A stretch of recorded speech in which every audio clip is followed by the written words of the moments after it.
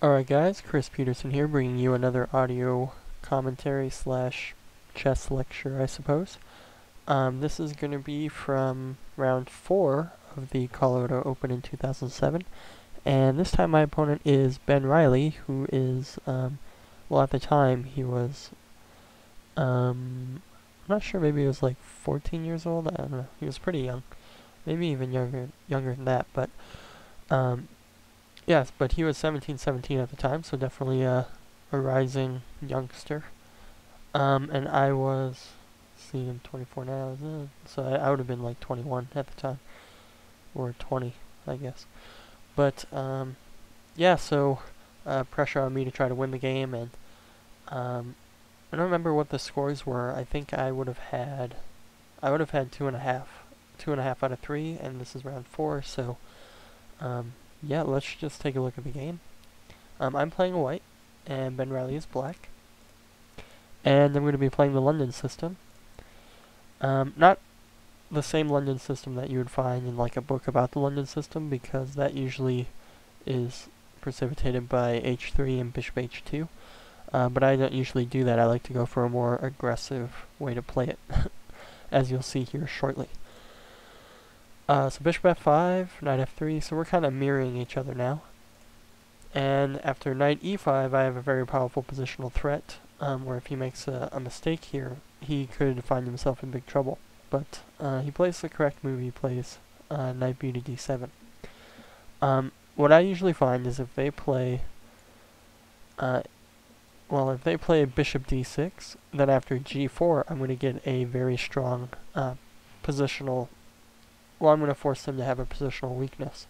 So after bishop g6 h4, I'm threatening to trap their bishop, and if they push this pawn, they have to take back with the f6 or the f7 pawn, and this g6 square becomes really weak, and I can pile up on it pretty easily with like bishop d3 and queen c2 later on. But that's not what happened. He plays knight bd7.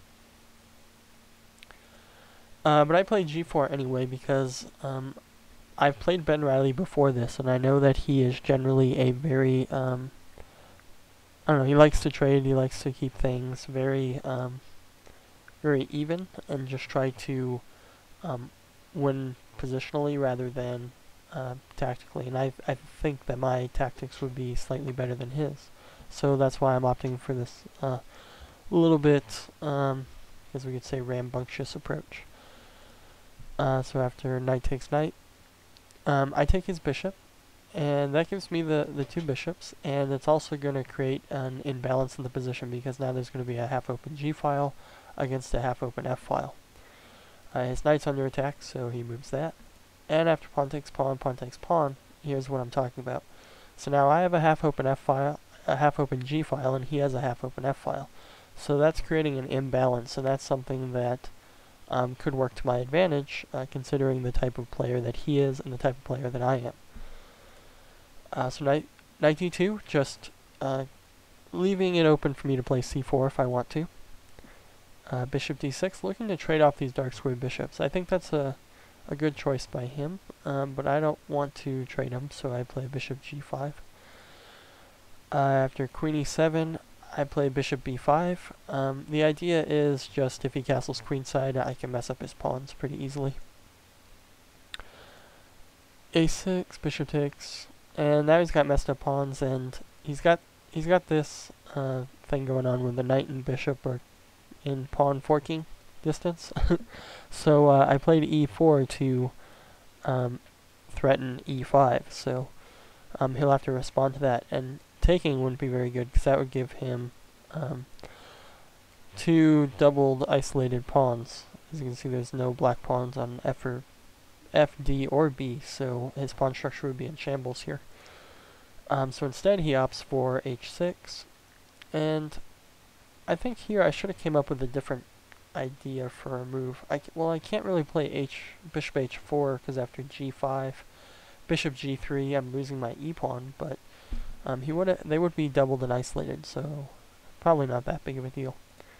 But I opted to just take. The idea is he has to take back with the pawn, because if he takes back the queen, it's just fork. So pawn takes queen e2. King d7. Most of his pawns are in the center, so that's going to be the most defensible spot for him. The pawns will act as a shield, and it's like that no matter where you castle. If you go king side, the F, G, and H pawns are your shield. Queen side, A, B, and C are your shield. And in this case, his C, D, and E pawns are his shields. So that's why he's keeping it in the center. Also, it connects his rook, so that's good.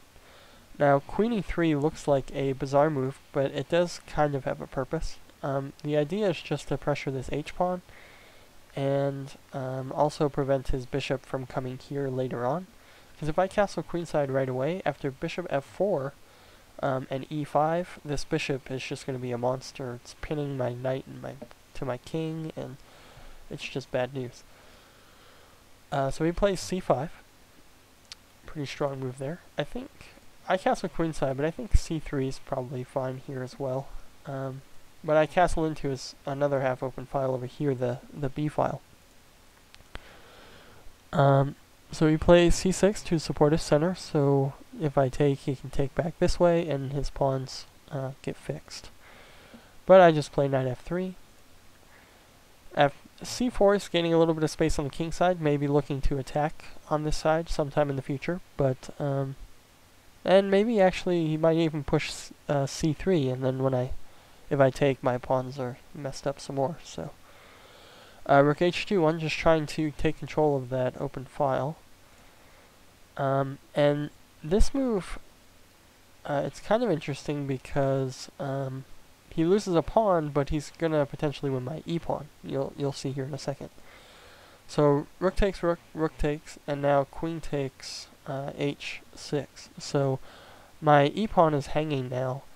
But if he takes now, he's going to have this problem of these double pawns. And, yeah, so first what he does is he plays c3, and I think that's a pretty clever move, because if I take, well, I do take, but when I take, my pawns are now doubled, and now there's an open file right by my king. So now my king's going to have to go to the center to avoid checkmate later on. So now he wins my e pawn, and I didn't want to show you guys that yet, but so pawn takes e4, and now my knight has to decide where to go. If I go to d2, I'm going to be in a lot of trouble because of bishop a3 check. I have to go king b1 and then rook b8 check. My knight has to go to b3 to defend, and it's just going to be bad. It's just going to be bad for me. e1's no good. g1 looks kind of silly.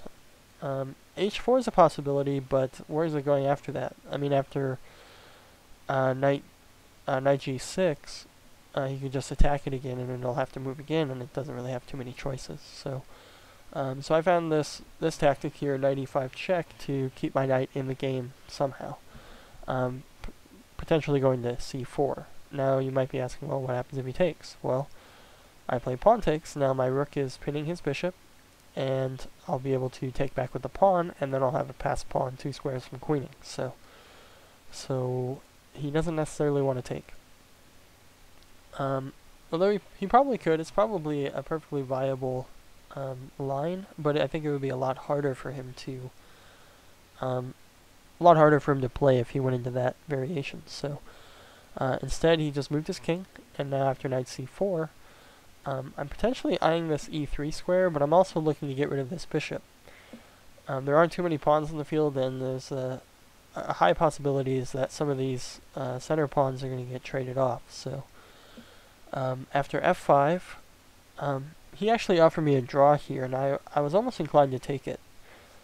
But I think I didn't want to, because I would be a full point down from... Well, I would only have 3 out of 4, so I was trying to win so I could have 3.5 out of 4. So I just took his bishop, hoping that my passed h-pawn would be a decisive factor in the endgame. He has to play king takes. If he plays queen takes, this check wins his rook, so he has to play king takes. And now just king d2, trying to bring my king into the game. But it does allow him to trade queens, which is fine because I think this endgame is actually winning for me because I have this outside pass pawn. I think I'm actually up a pawn here. 4, 4, 5. Yeah, so I have 6 pawns, he has 5 pawns. And my extra pawn is an outside h pawn. So after rook h5, he's just trying to prevent the advance of that pawn. So I play h4 to limit the scope of his rook and allow my rook to have more scope. Then he offered me another draw after f4, and I really didn't want to take it this time because I thought I could win. So I played c4, and that's just to keep his king from getting into the game, and also, though he's probably not going to move his rook, keeps it from, that just takes away some squares. So he plays e5, c3, pawn takes pawn, pawn takes pawn. Now, we have an interesting scenario here. He's got my king locked out, and I have his king locked out. And so it's going to be an interesting endgame no matter what happens. But I think this h-pawn is going to be the deciding factor, and we'll just have to see if I can ever force that pawn to get up there. So he plays c5, and the idea is just to break up my stranglehold on this 5th rank here. So I just play king c3, and that way if he takes, I can take back with the king, and I'm threatening all of his pawns, well, his E and F pawns. So now he plays e3, essentially sacrificing his e-pawn. And I think, well, probably a mistake there, because that gives me a 2-pawn advantage, which is a lot easier to win. So pawn takes pawn, pawn takes, and then I just play d5, that way he can't take it and make it harder for me. Now he plays king e5, king d3, and I'm just going to corral that e-pawn fairly easily. But he plays e2 first, so that his king has an opportunity to attack my c-pawn. So if his king attacks my c-pawn, my d-pawn could potentially fall, and that would make it hard for me to win. But I have to take his e-pawn here. Well, I guess I could leave it, but I need to get off of this file for my rook anyway, so I might as well just take it. So after king d4, I push d6, and well, his rook can't get behind it, so that's good. If he plays king takes, he gets a little too ambitious. Then I can play probably play rook d1 and then push the pawn, and he's gonna have a tough time stopping it. But he does play king takes pawn, and at the time that I was playing this game, I was trying to do some calculations in my head. I was thinking, well, does d7 win, or does rook d1 win? And d7 looks very promising. If I play d7, he plays rook d5, I can play rook d1, and if he trades, takes his king, it's not inside the square, right? King's not in the square of the pawn, so he's not going to be able to stop it, and I'll be able to win that way. And then I saw rook d1. If I play rook d1, he plays pawn takes h4, I play d7, he plays rook h8, and I play d8 queen, I'll be up a full rook. So I was like, well, both of these things are winning. So I just played d7 because it looked like the simplest way to win. But there's an issue here. He has a very strong move to stop my pawn from queening, and I didn't see it at the time. He plays rook e5 check. So because he can play this rook e5 check, my king has to get off this e file. If I go to the d file, he can play queen d5 check and take my pawn. And if I go to the f file, my rook can no longer come to d1 to support the pawn. So yeah, big mistake by me. So I go king f3 because I don't really have any choice. Rook d5, and I try to push my h pawn. After rook takes pawn, my chances of winning are just going down the tubes. H6. I'm not even up a pawn anymore, so it's kind of just bad. Rook h7, going to be able to stop that pawn very easily. And now he's going to pass a pawn that I have to worry about as well. So this is... it's a very interesting endgame. I have a feeling that it's going to be a book draw of some kind, or a theoretical draw at least. simply because if I get my king over here to try to advance my pawn, I might win his rook for his pawn, but I'm going to have to give up my rook to get his pawn. So, yeah, definitely an interesting dynamic as far as rook endings go. So king c3, king e4. Now, this is an example of what's called the crooked path. The crooked path basically, if I want to get my king here, the fastest way is probably just here, right? Well, I could also go this way, because if we count, 1, 2, 3, 1, 2, 3. Same number of moves to get to the same spot. So that's an example of crooked path. So I'm going this way to threaten to go this way and the other way towards his rook. So that's why I went king e4 instead of like f4 or g4. So he just pushes his pawn, c4, king d5. I realized that I'm not going to be able to win if I go after his rook because I'll have to give up my rook for his pawn anyway. And that's actually probably losing for me because he's going to win my a2 pawn, and yeah, so he plays rook d7 check because I was threatening to take his c4 pawn. After king c5, I'm still threatening it. An interesting variation here, if I go king c6 first, I actually lose a tempo because he plays rook h7, and then I attack his a pawn. Then he can go king d3, king takes pawn, and then he starts pushing his pawn, and it's going to be a lot harder for me to stop this pawn. So, but if I play king c5 first, I'm threatening to take this pawn with check now, again, so he has to check me again, which gives me a free tempo. And now I get to take his pawn with an extra move to spare. So he goes king b2, threatening my a2 pawn.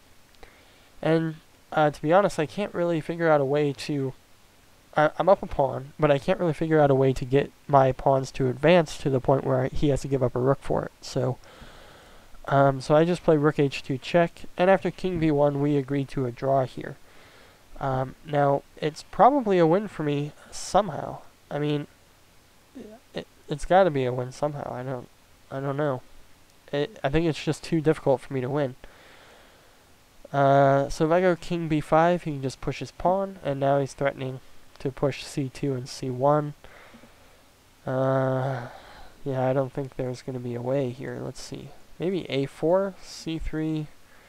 Next, if I go rook h1 check, he'll go king b2, and after rook h2 check, then he's playing c2, and there's no way I'm going to be able to stop his pawn easily. So, yeah, so that was my game. It ended up being a draw, so I ended up with 3 points out of 4.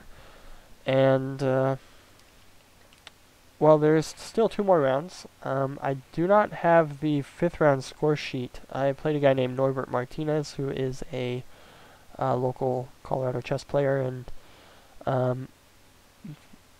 pretty sure I won. I could check USCF to make sure I won, but I think I ended the tournament with a score, and I think I remember. Okay, yeah. Yeah, so I'll bring you the round 6 game, and then the game against Brian Wall. So, let me know what you guys think. Leave comments, rate, thumbs up, whatever.